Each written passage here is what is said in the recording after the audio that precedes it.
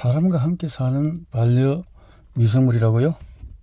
대한민국의 사람과 함께 미생물을 여러분이 세상에 나올 때 제일 먼저 달려가서 맞이합니다. 태어난 엄마의 산도를 통하면서 그것을 사는 미생물로 샤워를 합니다. 태어난 뒤에는 아이를 돌보는 손길과 음식 따위를 통해서 그것을 내내서 체질을 날 때부터 지닌 몸의 생리적인 성질이나 건강의 특질을 설명하고 있습니다. 생물학적으로 날 때부터 여러분이 지니고 있는 것이 무엇인지 바로 부모에게서 받은 유전자와 미생물이잖아요. 그렇다면 체질은 인간 유전자와 미생물의 합작품이 되는 셈이지요. 그다지 달갑지는 않은가 봐요. 하지만 이것은 중요하고도 다행스러운 것입니다. 체질이라. 그래서 여기서 한 가지 꼭 짚고 넘어가야 할 것이 있습니다. 국어사전에 있는 감염의 정의에서 볼 수 있는 병은 지금 미생물이라는 표현인데요. 이는 미생물은 곧 병원처럼 생각하는 사람들의 인식을 여실히 보여주는 것 같아서 쓸쓸합니다. 무거운 대다수 미생물이 애꿎게 피해보는 일이 없도록 병원성 미생물이라고 하는 것이 정확하겠죠.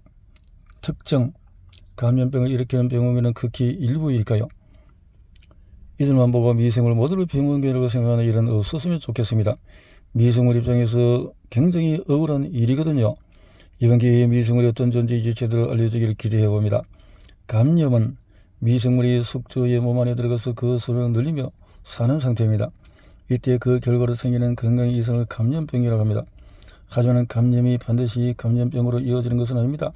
코로나19 사태를 겪으면서 익숙해진 무증상 감염을 예로 들 수 있어요. 그리고 감염병은 사람과 사람 사이에 옮을 수 있는 전염성과 그렇지 않은 비전염성으로 크게 나눌 수 있죠. 사람과 마찬가지로 미생물도 어떻게든 잘 살아보려고 가진 예를 씁니다. 미생물에게 잘 살기란 가능한 한 많이 먹고 빨리 자라서 종족수를 최대한 늘리는 것입니다. 그래서 때와 장소를 가리지 않고 객을스럽게 먹고 자라기에 몰두하죠. 이런 특성 탓에 의도치 않게 인간에게 불편을 끼치기도 합니다. 그래서 건강한 사람도 있고 감기 걸리는 사람이 있고 병을 일으키는 미생물은 그렇게 일부라고 하더니 왜 한 입으로 두 말 하냐고요? 다들 진정하고 들어주세요. 특정 병을 일으키는 병원균이 극히 일부인 것이 맞습니다. 그런데 잘못된 시간에 잘못된 장소에 있을 경우에 모든 미생물이 잠재적으로 감염병을 유발할 수 있다는 말입니다. 예를 들어서 인체의 장속에 사는 정상적인 대장균은 비타민도 만들고 잡균을 쫓아내며 하면서 사람을 도와주기도 합니다. 미생물의 이야기를 들어보세요. 대한민국이 발견한 새로운 고세균. 화산활동 지역 근처에서 주로 발견되는 열구소는 지구 내부의 열에 의해서 가열된 물이 분출되는 곳입니다. 2002년 대한민국의 해양연구소는 온누리원은 심해 열구소 미생물을 확보하기 위해서 파푸아뉴기니 근처를 탐사하던 중에서 새로운 고세균을 발견했습니다. 이 세균은 섭씨 60에서 90도까지 성장하고 다양한 수소와 효소를 보유하고 있어요. 2010년 한국해양과학기술원은 NA1의 수소 생산 원리를 밝혀냈습니다. 그리고 14년에 NA1 에너지 생성 원리를 알아냈어요. 뿐만 아니라 2016년에는 NA1의 일산화탄소 적응 현상을 활용하여 156T라는 미생물을 개발하는 데 성공했습니다. 156T는 고부가가치 바이오 수소 생산 균주로 음식물 쓰레기 같은 유기성 폐기물이나 산업체에 발생하는 가스를 활용해서 한다는 거죠. 미생물의 이야기를 들어보세요. 무슨 도움을 줄까요?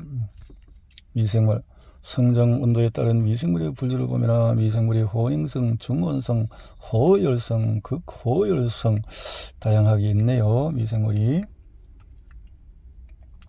자, 마이크로바이옴. 미생물과의 마이크로바이옴에 산소가 없다는 것이 에어로빅이라고 해요. 한국어로도 무산소호흡이라고 하는 것이 더 정확한 것 같습니다. 산소 없이 숨쉬는 미생물 대부분은 산소가 있는 환경에서는 여러분처럼 산소호흡을 즐깁니다. 그러다가 산소가 없는 경우에만 무산소호흡을 하죠. 다른 생명체는 할 수 없는 이들만의 특기인 셈입니다. 물론 절대 혐기성 세균처럼 산소를 접하면 죽어버리고 많은 미생물도 일부 있긴 해요. 이들은 제가 속한 시아노박테리아 가문을 아주 싫어하죠. 제 조상이 광합성을 하면서 산소를 배출하는 바람에 잘 살던 터대를 버리고 산소를 위해서 꼭꼭 숨어야하는 처지가 되었기 때문입니다. 산소를 만나면 죽는다는 사실이 쉽게 이해가 되나요? 안 되나요? 혹시 활성산소에 대해서 알고 있나요? 피부관리 제품 광고에 피부 노화 주범이라고 자주 언급되곤 하죠. 산소호흡으로 사는 생명체의 세포 안에서 전자와 산소가 잘못 결합을 하는 일이 가끔 생깁니다. 산소를 접하며 사는 생명체는 활성산소를 제거하는 효소를 가지고 있습니다. 그런데 절대 흉기성 세균은 이런 효소를 갖추지 못했어요. 그래서 여러분에게 생명수 같은 산소가 이들에게 사약이 되어버리곤 만 거죠. 그렇다고 불쌍히 여기지는 않아도 괜찮습니다. 그들 나름대로 사람의 창자 속을 포함해서 다양한 무산소 환경에서 잘 살 수 있으니까요. 아무도 들어올 수 없는 그들의 세상이잖아요. 이번에는 깊은 바닷속으로 가볼까요? 보통 2000m보다 깊은 바다를 심해저라고 하는데 이것은 뜨거운 바닷물이 솟구쳐 나오는 열구수가 있습니다. 쉽게 말해서 열구수는 심해에서 일어나는 화산 활동입니다. 마그마와 함께 배설되는 바닷물 온도는 섭씨 200에서 400도에 달하죠. 여기에 있는 황화수소와 철을 비롯한 구리, 납, 아연, 은, 망간 등 여러 광물이 녹아 있어서 검은색을 띱니다. 스모커라고, 블랙 스모커라고 하기도 합니다. 이런 건데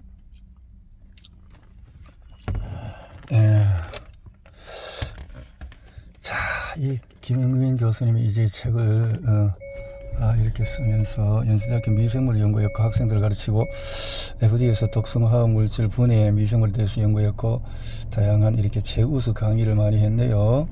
자, 이런 분이 지금 미생물에 대해서 글을 쓴 것입니다.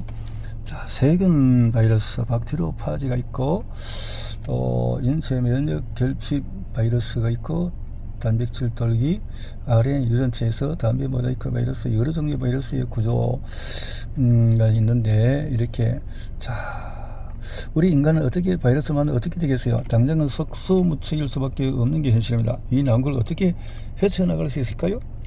바이러스는 너무 작아서 전자 힘미경으로만 볼 수 있습니다. 적혈구가 야구장 크기라면 바이러스는 야구 공원합니다. 바이러스는 그 구조가 매우 단순합니다. 단백질 껍데기 속에서 DNA, RNA 한 종류만 들어있는 입자, 또 동물 바이러스를 추가로 기름막에 들려있는 것이고 숙주와 세포막에서 유래하는데 바이러스는 세균에서 인간에게 이르기까지 지구상의 모든 것을 감염시킵니다. 그래서 그리 감염시키는 대상 숙주에 따라서 식물이나 세균 바이러스로 크게 나누게 되어집니다. 미생물과 함께 살아갈 수 있을까요?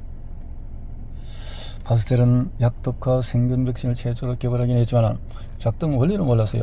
약해진 병원체가 어떻게 감염병에 대한 내성을 주는 걸까요? 현대 생물학에서 이를 면역 획득이라고 부릅니다. 앞서 이야기한 것처럼 생존을 위해서 여러분 몸을 침입하고 감염시킬 기회를 노리고 있는 미생물이 많습니다. 물론 인체도 이에 맞서서 훌륭한 방어 능력을 지니고 있죠. 바로 면역입니다. 면역은 크게 비특이적인 면역과 특이적인 면역으로 나뉩니다. 일반적으로 비특이적인 면역은 태어날 때부터 선천적으로 갖추고 있고 특이적인 면역은 살아가면서 후천적으로 얻을 수가 있습니다. 후천적으로 얻을 수 있는 것이 있다. 좋은 백신을 통해서도 그 방법이 있다는 건데 이 잘못된 백신의 문제가 큰 거죠. 자, 그로부터 약 100년 뒤에 최초의 백신이 개발이 되어졌어요. 1857년 파스텔은 효모, 이스트, 포도주 발효를 일으키는 주인공임을 발견해서 온 세상에 알렸습니다. 위에 미생물학을 연구한 그는 1861년에 자연 발생설이 틀렸음을 증명하고 1864년에 좋은 살균법을 개발하는 등 굉장한 업적을 많이 남겼어요. 파스텔의 연구 성과 덕분에 사람들은 그동안 눈에 보이지 않아서 막연하고 신비스럽게 여겨졌던 많은 현상을 미생물과 연관짓기 시작했습니다. 특히 인류를 괴롭혀온 각종 감염병에 대해서도 미생물과 관련한 연구가 진행되었죠. 파스텔 역시 가축 감염병을 예방하는 방법을 연구하기 시작했습니다. 파스텔. 프로바이오틱스는 무엇을 먹고 자랄까요? 이제 프로바이오틱스에 대해서 충분히 알고 있을 거라고 생각합니다. 한마디로 유익균이잖아요. 그럼 프로바이오틱스는 뭘까요? 쉽게 말해서 프로바이오틱스에서 좋은 먹이로 보면 돼요. 프리바이오틱스, 유익한 장내 미생물로 성장을 돕고, 프리바이오틱스가 되려면 소화가 잘 되면 안 됩니다. 왜냐하면 장내 미생물, 특히 대장에 사는 유익균이 먹어야 하니까요. 프리바이오틱스는 다양한 채소와 또 과일, 통곡물 등에 풍부하게 들어있습니다. 우리에게 가장 친숙하고 흔한 프리바이오틱스는 아마도 식이섬유일 거예요. 그리고 저항성 녹말, 펙틴, 베타글루칸, 자일로 올리고당 같은 물질도 대표적인 프리바이오틱스로 알려져 있습니다. 식이섬유는 채소와 과일, 해조류 등에 들어있는 섬유질을 말합니다. 섬유질은 분해되지 않고 그대로 대장에 도달합니다. 인간을 비롯한 모든 동물은 섬유질을 소화할 수 없으니까요. 식이섬유는 이미 1970년대 초반부터 관심받기 시작했어요. 당시 섬유질 섭취가 적을수록 대장암과 당뇨병을 비롯해서 여러 성인병에 취약하다는 학설이 발표되었거든요. 그 이유는 21세기 접어들어서 밝혀지고 있답니다. 대장에 사는 미생물은 식이섬유를 먹고 짧은 사슬 지방산을 많이 내놨습니다. 생물학에서는 이를 발효산물이라고 합니다. 짧은 사슬 지방산은 2에서 6개의 탄소 원자로 이루어진 지방산이에요. 지방산.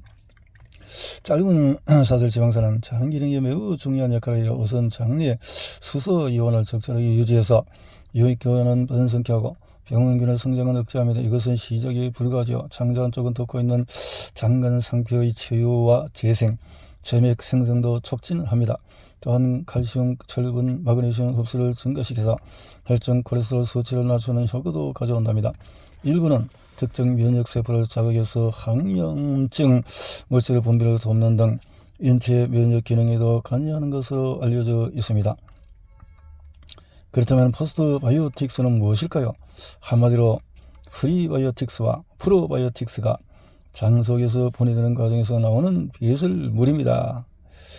배설물은 몸 안으로 들어와서 몸에 필요한 반응을 거친 다음에 다시 몸 밖으로 나가는 물질입니다. 그러니까 생물학적으로 더러운 것이 아닙니다. 짧은 사슬 지방성도 중요한 포스트 바이오틱스 가운데 하나인 거죠. 이 밖에도 장내 미생물을 만들어내는 항염증 물질 등을 포스트 바이오틱스라고 할 수 있어요. 장내 미생물을 조성하는 각자 먹는 음식에 따라서 달라집니다. 예를 들어서 고기를 즐겨 먹는 사람은 채소를 좋아하는 사람보다 단백질 분해 능력이 강한 장내 미생물을 많이 가지고 있어요. 장내 미생물에게 좋은 음식은 1차적으로 건전한 장내 미생물의 생태계 형성이 및 유지를 돕습니다. 그래서 2차적으로 우리의 건강에 이로움을 주지요. 어쩌면 우리 조상은 이러한 사실을 미리 알고 있었던 것이 아닐까요?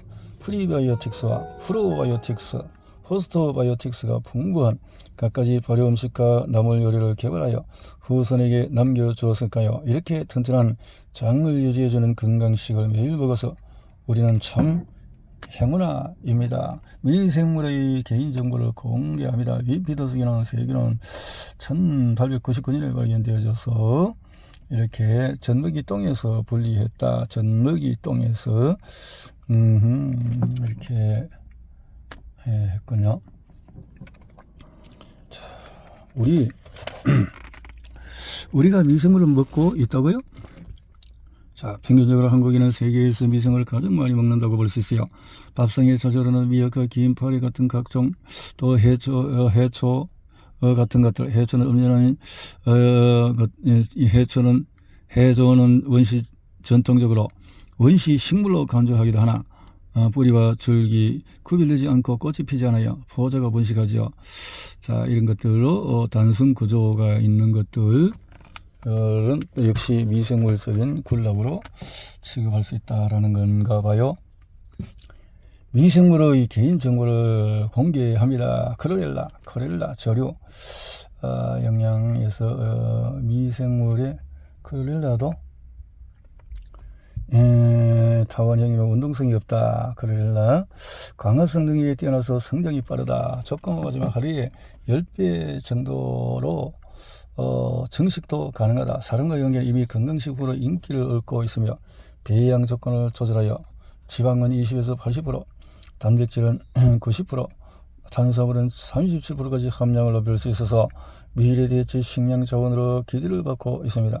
특히 미국 항공우주에서 우주식 후보로 주목하고 있는 것이다. 클로렐라가 또 클로렐라와 더불어서 더 좋은 또 스피루리나라는 것이 있죠.